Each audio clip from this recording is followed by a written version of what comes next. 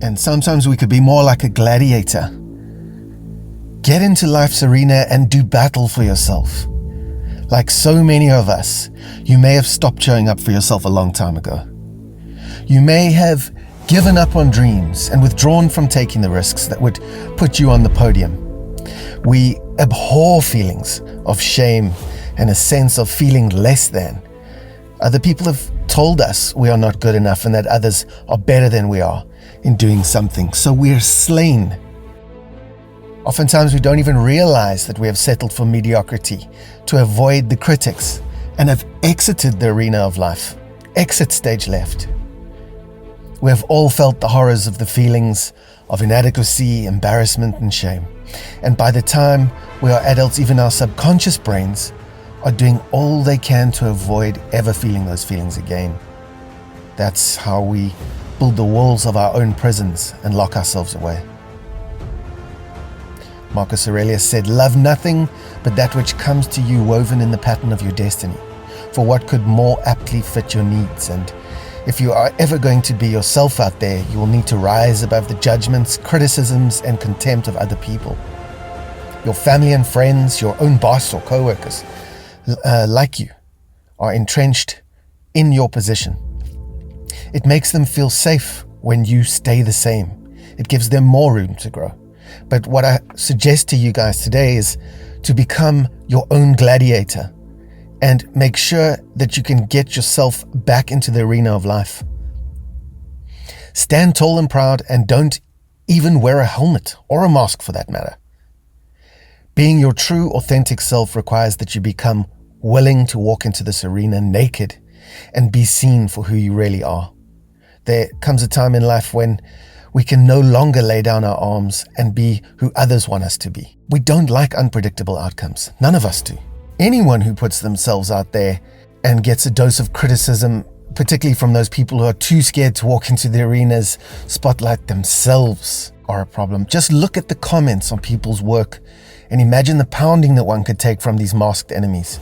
The attacks can be mortal and cruel beyond what the human heart can bear. Yet these people who stay under the spotlight become like gladiators, who fend off their foes with presence, confidence, and would you believe it, vulnerability. They stay open, feeling naked before the audience, and they do it so that they can conquer themselves. They need to be who they are, and they need to do what they do, in spite of the awkward feelings, the critics, and the uncertainty and unpredictability of it all. Let it be and be yourself exactly as you are, whoever you are, and let it come from whence it comes. What is truly important is who you are and what you do that is good and purposeful by nature. Nothing else matters, as James Hetfield would remind us. To be yourself in a world that is constantly trying to make you something else is the greatest accomplishment, said Emerson. He is indeed right. I've learned many lessons in life, and you have too. And one of the most important is that the truth will out. It is the truth that will set you free from all your bondage.